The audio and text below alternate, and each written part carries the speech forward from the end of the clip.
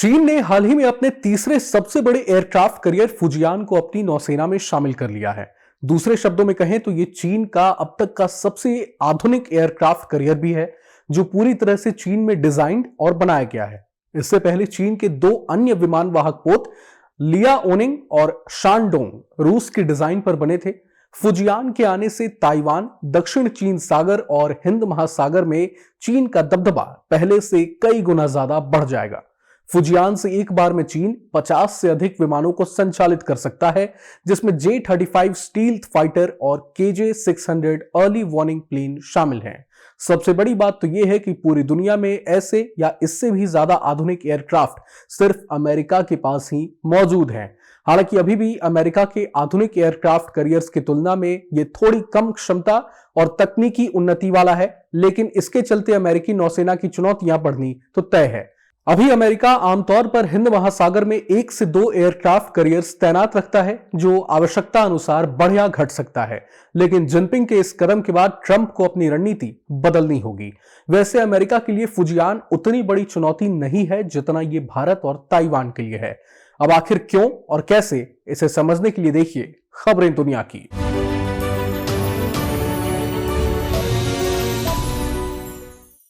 नमस्कार, मैं हूं रोहन शर्मा और न्यूज नेशन पर आप सभी का बहुत बहुत स्वागत है।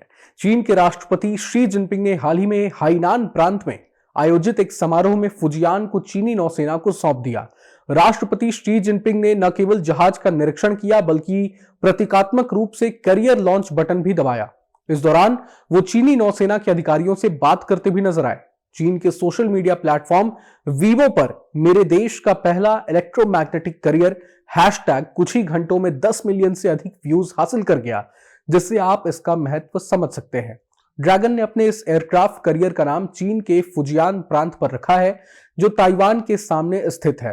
फुजियान के अलावा चीन के कई और खतरनाक प्लान अभी प्रोसेस में हैं, जिस पर थोड़ी देर में विस्तार से खुलासा करूंगा। लेकिन पहले फुजियान की ताकत पर डिटेल में जानकारी दे देता हूं।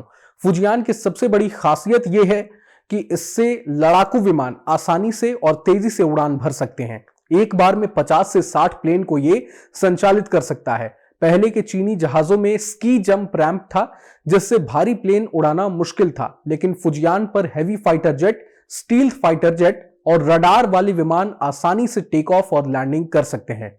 फुजियान में J-35 स्टील्थ फाइटर, KJ-600 चेतावनी विमान और J-15 जैसे आधुनिक विमान तैनात हो सकते हैं। इससे चीन एक साथ एयर डिफेंस, स्ट्राइक और सर्विलांस मिशन चला सकता है। इस पर फ्लैट फ्लाइट डेक और इलेक्ट्रोमैग्नेटिक कैटापल्ट सिस्टम यानी EMALS लगाया गया है। असल में किसी भी एयरक्राफ्ट करियर में फाइटर प्लेन को लॉन्च करने के लिए खास तरह के सिस्टम की जरूरत होती है, क्योंकि एयरक्राफ्ट करियर का रनवे जमीन में मौजूद रनवे से छोटा होता है। इसलिए एयरक्राफ्ट करियर पर प्लेन की लैंडिंग और टेक ऑफ के लिए एक खास तरह के सिस्टम का इस्तेमाल किया जाता है, जिसे कैटोबार सिस्टम कहा जाता है। कैटोबार सिस्टम का काम किसी भी एयरक्राफ्ट करियर से फाइटर प्लेन को लॉन्च और रिकवर करना होता है। ये सिस्टम दो तरह के होते हैं। पहला है स्टीम कैटापल्ट, जो ज्यादातर कैरियर में यूज होता है, और दूसरा है इलेक्ट्रोमैग्नेटिक एयरक्राफ्ट लॉन्च सिस्टम यानी EMALS। स्टीम कैटापल्ट से सिर्फ हैवी फाइटर प्लेन को लॉन्च किया जा सकता है, जबकि EMALS से हैवी के साथ साथ लाइट फाइटर प्लेन को लॉन्च किया जा सकता है। EMALS एनर्जी एफिशिएंसी के मामले में स्टीम कैटापल्ट से बेहतर है। इसमें रखरखाव की काफी कम जरूरत होती है। EMALS सिस्टम की मदद से टॉप साइड वेट को कम किया जा सकता है। साथ ही यह एयरक्राफ्ट करियर की मैन्ड और अनमैन्ड दोनों तरह की लॉन्च एबिलिटी को बढ़ा देता है। खास बात यह है कि अब अमेरिका के अलावा सिर्फ चीन के पास ही यह तकनीक मौजूद है। लेकिन सबसे बड़ा सवाल यह है कि क्या चीन का यह बाहुबली सच में अमेरिका की टेंशन बढ़ा पाएगा? यूएस की बात करें तो उसके पास कुल 11 एयरक्राफ्ट करियर हैं, जिनमें से 10 निमिट्ज क्लास और एक फोर्ड क्लास का है। ये सभी परमाणु ऊर्जा से चलते हैं। निमिट्ज क्लास के एयरक्राफ्ट करियर लगभग 60 विमान तैनात कर सकते हैं। फोर्ड क्लास का एयरक्राफ्ट करियर, जैसे US गेराल्ड R4, दुनिया का सबसे आधुनिक और सबसे बड़ा विमान वाहक पोत है, जो लगभग 75 विमान ले जाने में सक्षम है। ये एयरक्राफ्ट करियर्स अमेरिकी नौसेना की प्रमुख ताकत हैं। वैश्विक समुद्री शक्ति संतुलन में ये अहम भूमिका भी निभाते हैं। अब ये तो साफ है कि चीन का ये फुजियान एयरक्राफ्ट कैरियर कितना भी आधुनिक हो, लेकिन अमेरिका इस मामले में अभी चीन से काफी आगे है। चीन का ये कैरियर न्यूक्लियर पावर्ड भी नहीं है, इसलिए इन्हें फ्यूल के लिए रुकना पड़ता है। इससे इनकी रेंज सीमित हो जाती है। हालांकि ड्रैगन अपने अगले जहाजों में न्यूक्लियर प्रोपल्शन लगाने पर काम कर रहा है, लेकिन एक मामले में ड्रैगन ने यूएस की टेंशन जरूर बढ़ाई है। मीडिया रिपोर्ट्स के मुताबिक चीन का ये एयरक्राफ्ट कैरियर फुजियान मुख्य रूप से दक्षिणी हाइनान प्रांत के सान्या शहर में स्थित नौसैनिक बंदरगाह से तैनात होगा।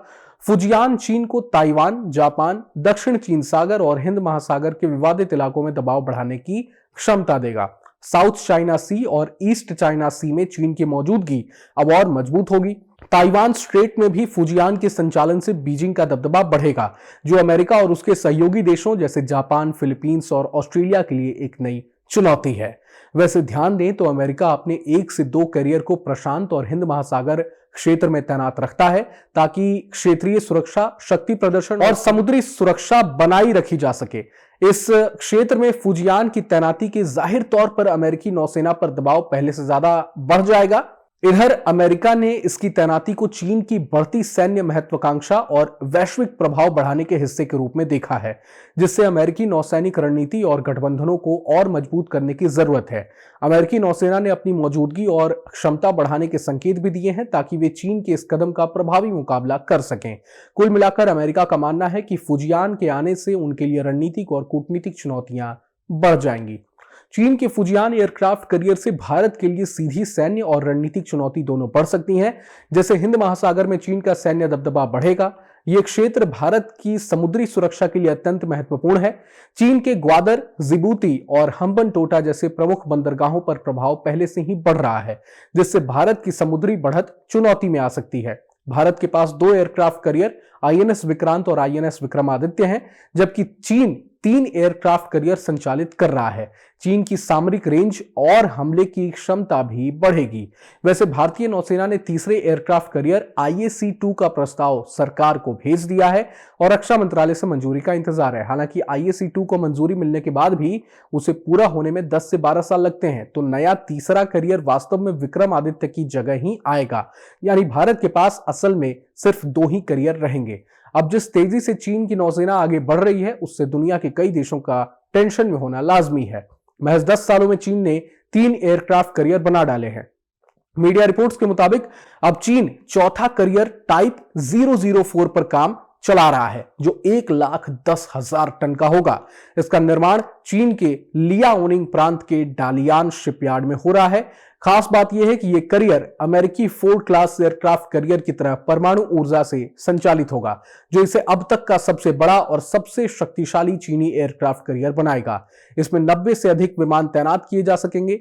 यह चीन की ब्लू वाटर नेवी क्षमता को काफी मजबूत करेगा। जानकारी के लिए बता दूं कि इस समय चीन के पास 356 से ज्यादा worship, submarine, mine sweepers, aircraft carrier और एम्फीबियस वॉरशिप्स हैं। संख्या के हिसाब से वो दुनिया की सबसे बड़ी नौसेना बन चुका है। साल 2000 में चीन के पास सिर्फ 210 युद्धपोत थे, लेकिन अगले 5 साल में चीन ने लगातार अपने जहाज बढ़ाए और 2020 तक वो दुनिया की सबसे बड़ी नौसेना बन गया। पीएलए नेवी अब 2030 तक अपनी ताकत बढ़ाकर 460 जहाज करने में लगी है। भारत की नौसेना भी तेजी से आगे बढ़ रही है और 2047 तक पूरी तरह स्वदेशी नौसेना बनने की कोशिश कर रही है। बहरहाल ये पूरा मसला आपको कैसा लगा, इस पर आप क्या कुछ सोचते हैं, हमें कमेंट बॉक्स में जरूर बताएं। अगर आपको ये वीडियो पसंद आए तो लाइक करें और चैनल को जरूर सब्सक्राइब करें। नमस्कार।